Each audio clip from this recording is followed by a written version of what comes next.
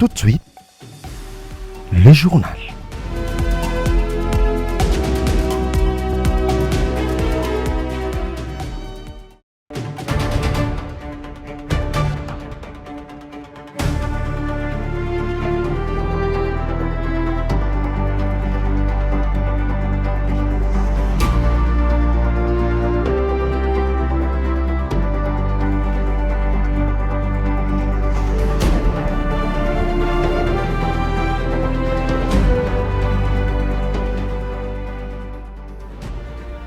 Vous informer, c'est un droit et un devoir pour nous, Madame, Messieurs. Bonsoir et bienvenue à la grande édition de ce soir. À la une de cette session d'actualité, la conférence de président de l'Assemblée nationale a décidé d'inscrire à l'ordre du jour de la plénière du lundi 27 avril la motion de défiance visant le vice-premier ministre, ministre en charge de l'Intérieur et de la Sécurité, Jacquemain Chabani, et puis le vice-premier ministre Jacquemain Chabani a officiellement réussi le nouveau numéro vert d'urgence face à la montée du banditisme urbain sur l'ensemble du territoire national. Ce nouveau système permettra un lien direct et rapide entre la population et les forces de l'ordre.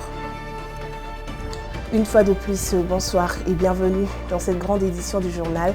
L'Assemblée nationale examine en plénière lundi 27 avril la motion des défiances visant le vice-premier ministre, ministre en charge de l'Intérieur et de la Sécurité, Jacquemain Chabani Louko. Cette décision de la conférence de présidents intervient après 2 semaines de blocage et de manœuvres au sein de la Chambre basse autour de ces dossiers initiés le 13 avril par le député Ladi Yangoti Kila, élu de Kisangani dans la province de la Tchopo et membre de l'Union sacrée de la nation. La motion impute au vice-premier ministre une gestion jugée défaillante de la sécurité sur l'ensemble du territoire national, en particulier à Kinshasa. Au-delà de ses griefs centrales, les textes lui reprochent également une entrave au contrôle parlementaire, une atteinte à la séparation de pouvoir et des abus d'autorité à des fins de partisans.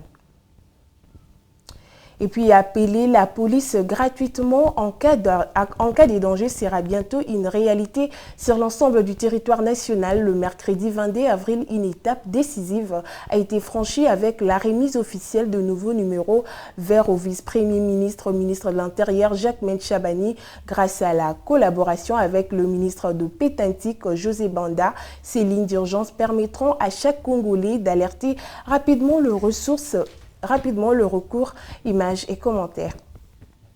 Ministre de l'Intérieur, Sécurité, Décentralisation et Affaires coutumières, Chabani Louko Biango Jacquemain, a présidé ce mercredi 22 avril la cérémonie officielle consacrée à la remise des numéros verts par le ministre des Postes et Télécommunications. Cette cérémonie importante constitue une avancée majeure dans la protection des populations et la gestion des risques d'insécurité, notamment le banditisme urbain observé sur l'ensemble du territoire national. Nous voulons ici, Excellence, réitérer nos remerciements pour votre implication personnelle et tous les moyens que vous mettez à la disposition de la police en général. Devant le président de l'autorité de régulation des postes de télécommunications et les opérateurs des 4 réseaux de télécommunications en République démocratique du Congo, le ministre des postes télécommunications, José Banda, a indiqué que l'aboutissement de ces processus s'inscrit pleinement dans la volonté du président de la République, Félix-Antoine Tshisekedi. La communication du président de la République,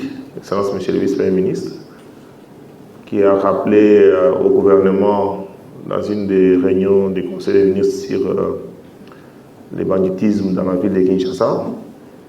Il a été question que l'administration soit rapprochée de la population.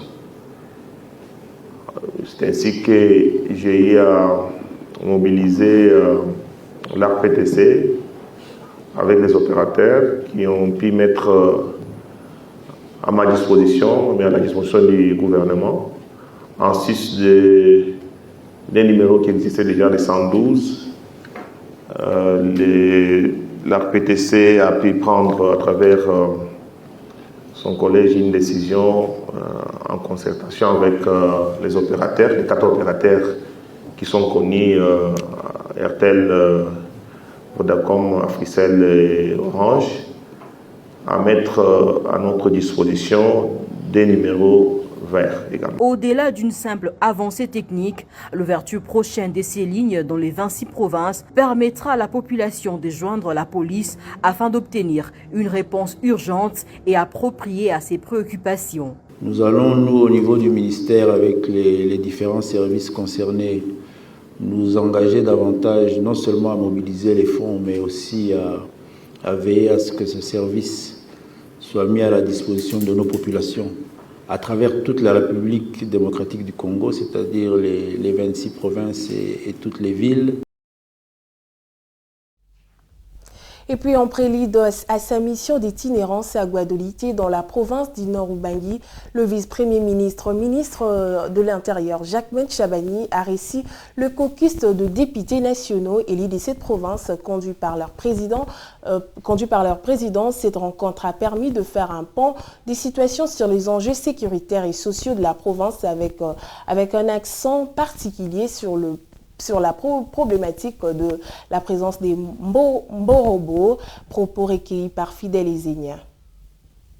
Ce qu'on peut retenir de la réunion que nous avons tenue, c'est-à-dire le caucus Nord-Ubangi, avec le vice-premier ministre, ministre de l'Intérieur, décentralisation, il nous a conviés pour nous annoncer que dans ses prérogatives en tant que ministre, il avait prévu dans son cahier de charges une itinérance sur toute l'étendue de la République démocratique du Congo. Et cette fois-ci, c'est le tour de la province du Nord-Ubangi. Raison pour laquelle il a voulu, dans sa démarche, associer les élus que nous sommes afin que nous puissions être avec lui et travailler ensemble pour le bien de nos populations.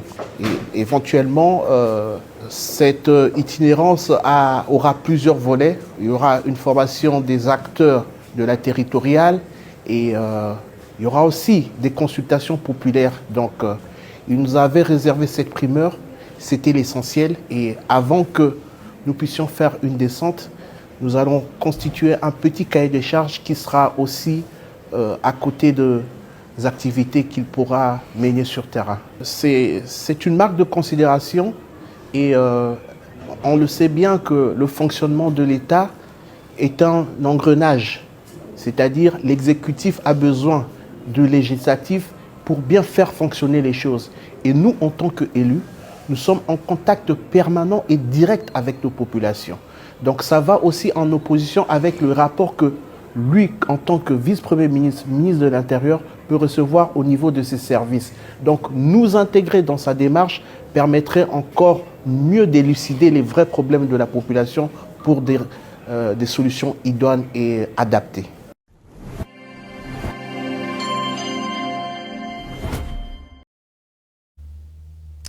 En mission d'itinérance judiciaire dans la province du Lualaba, le président du Conseil supérieur de la magistrature, Dieudonné Kamuleta, s'est rendu dernièrement à Kolwezi, chef-lieu de cette province, pour prendre part du système judiciaire de cette juridiction. Cette mission d'inspection vise notamment à identifier les faiblesses de la justice afin d'engager de réformes adaptées. Reportage.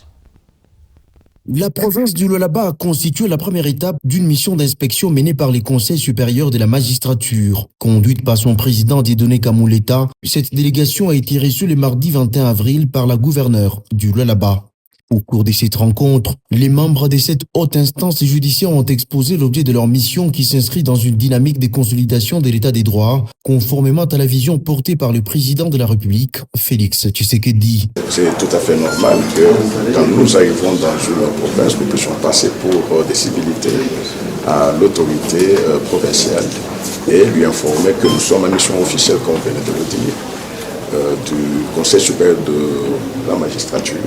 Et nous lui avons dit et nous annonçons aussi à tout le monde que le bureau du CCM a pris la décision de faire l'itinérance sur toute l'étendue de la République pour voir dans quelles conditions les magistrats travaillent et pour passer le message de l'éthique, de la déontologie et de la nécessité de maintenir l'état de droit.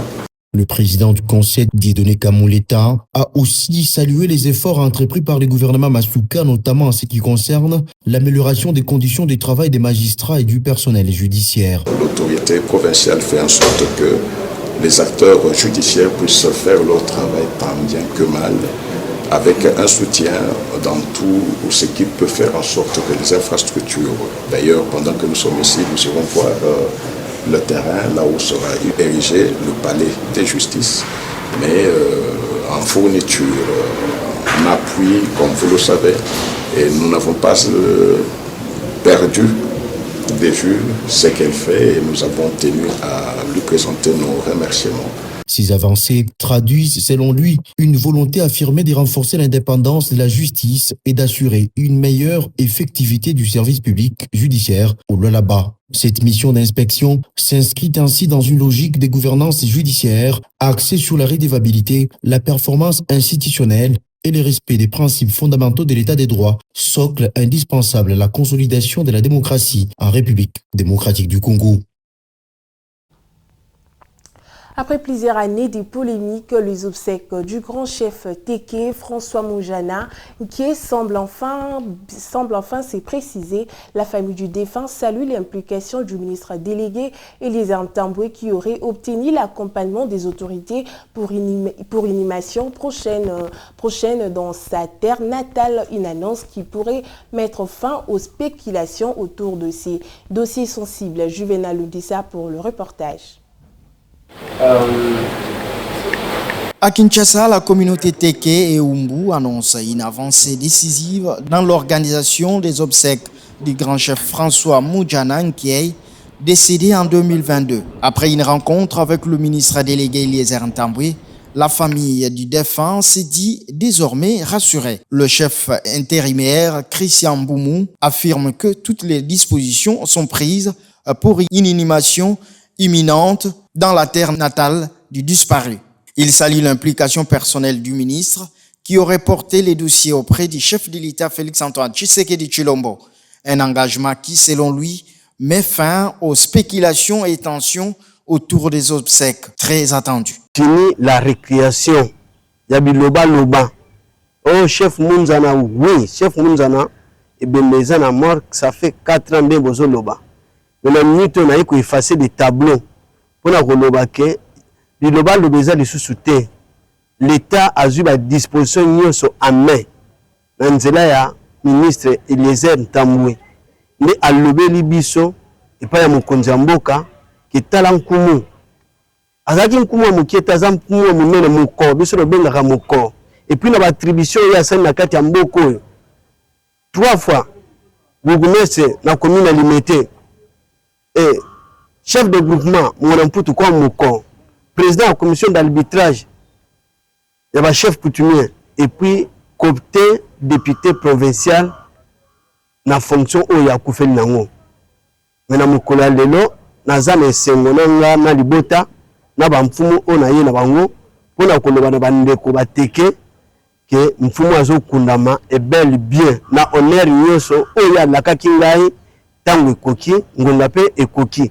Figure d'autorité au sein de la communauté Téké, le grand chef Moujana Nkiei avait également été député provincial copté en 2018 et 2023. Sa disparition a été intervenue dans un contexte de tension dans le Grand Bandundu. Aujourd'hui, place au recueillement. La communauté appelle au calme et à la vigilance face à toute manipulation.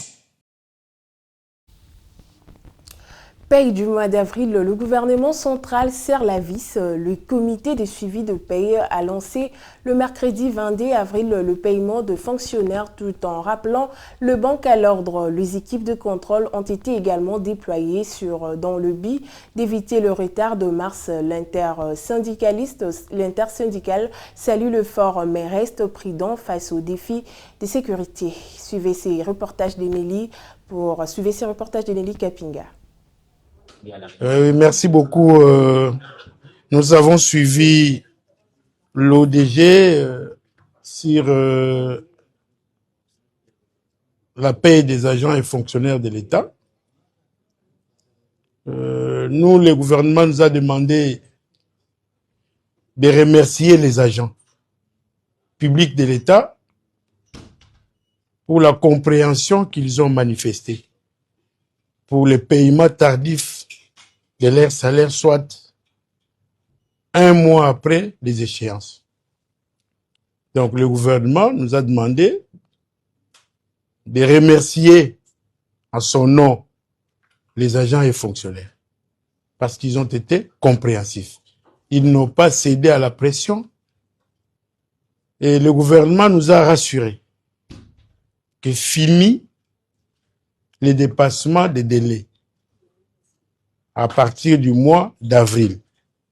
C'est-à-dire, comme l'a dit l'ODG, la paye du mois d'avril commence aujourd'hui, le 22. Nous disons au gouvernement merci pour les efforts consentis afin que nous puissions retrouver la régularité de la paye. Mais nous pensons que cette situation va perdurer dans le temps. Et cette réunion, c'est la bienvenue parce que ça nous permet à avoir toutes les informations à communiquer aux agents.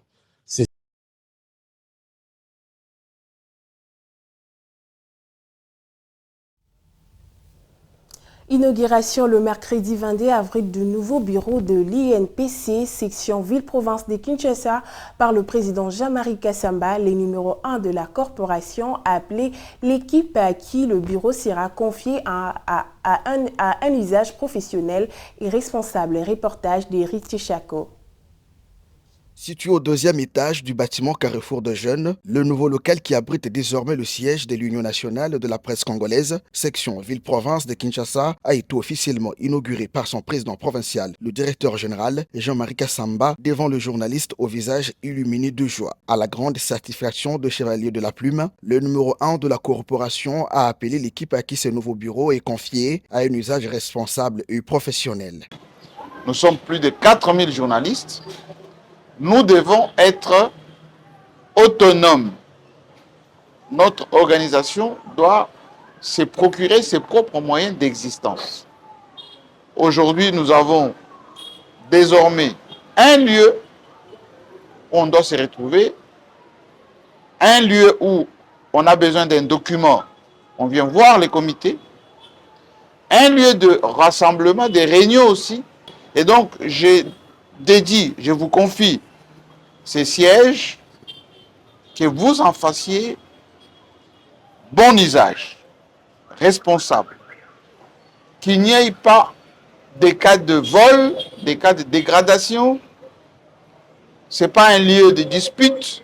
Tour à tour, le responsable de différentes associations de presse de l'UNPC ont remercié leur président provincial pour ses efforts engagés dans le but de doter la corporation d'une adresse physique après quelques décennies d'errance.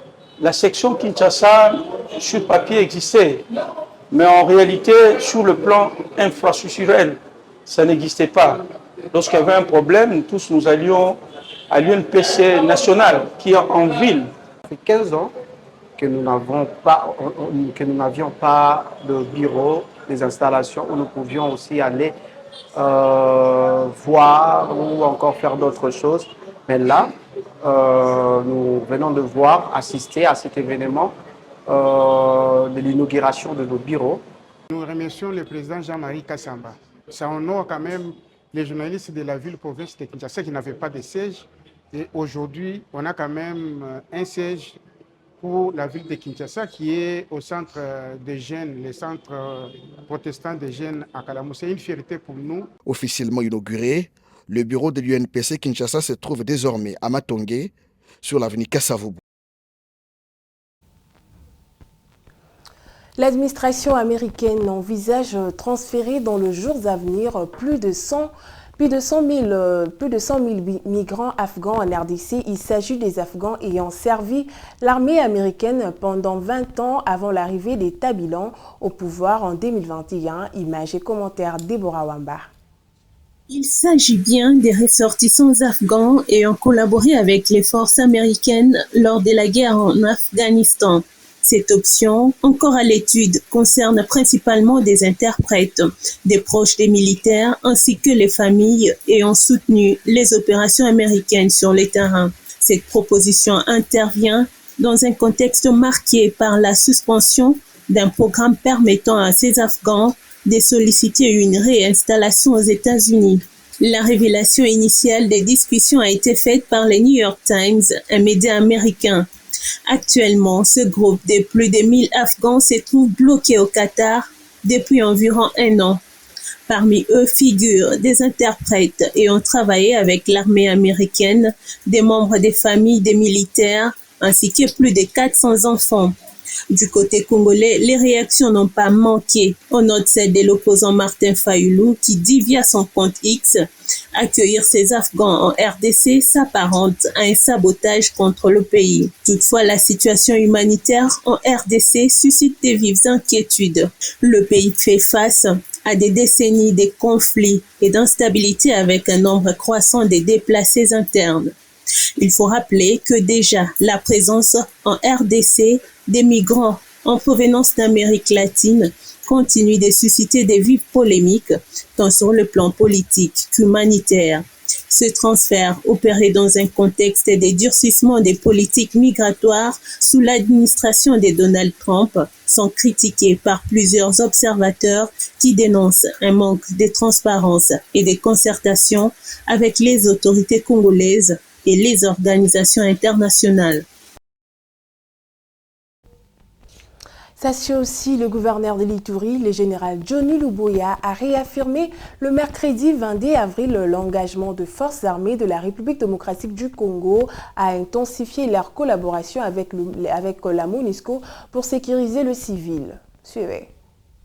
Le représentant spécial du secrétaire général de la Nations Unies en RDC et les gouvernants militaires étaient entourés des membres du système des Nations Unies et ceux du comité pour cette sécurité. En toile de fond des échanges, la situation sécuritaire et humanitaire des populations ituriennes.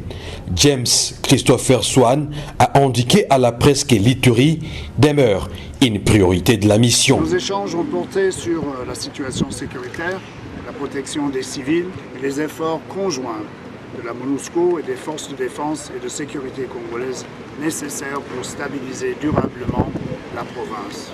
L'Ituri demeure une province prioritaire pour la MONUSCO. Les populations civiles continuent d'y être affectées par la violence des groupes armés comme la Convention pour la Révolution populaire, CRP, et la Coopérative pour le développement du Congo, CODECO, occasionnant des déplacements et des tensions intercommunautaires.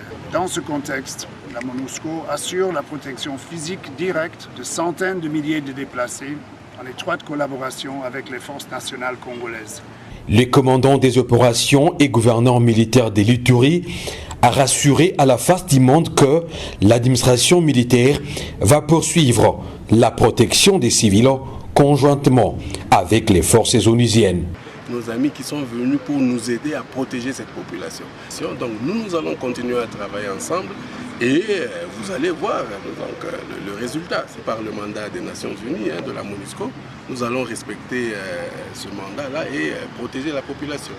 Cette visite du patron de la MONUSCO, la toute première depuis sa prise de fonctions le 7 avril courant, intervient pendant que les forces armées de la République démocratique du Congo, avec l'appui de la MONUSCO, dont l'approche militaire et non militaire, ont stabilisé plusieurs zones avec un retour progressif des habitants dans les territoires d'Njougou, Irumu et Mahagi. Ainsi, les opérations futures sont envisagées pour définitivement pacifier et restaurer l'autorité de l'État sur toute l'étendue de la province. Changeons de chapitre à présent, mesdames et messieurs, face à la persistance de marchés pirates dans la ville-province de Kinshasa, le gouverneur Daniel Bumba prévient le vendeur à la sauvette sur les avenues Kassavubu, Rwakading et Bokassadin l'engagement forcé en cas de non-respect de mesures. MV Kabalo pour ses reportages.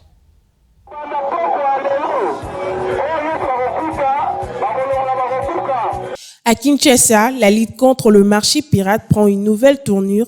Dans le cadre de l'opération Balabaliza Ouinzete, le gouverneur Daniel Bumba a lancé un ultime avertissement aux vendeurs installés illégalement le long des avenues Kassavubu, Rwakading et Bokassa, dans les actes parmi les plus fréquentés de la capitale congolaise. Que ce soit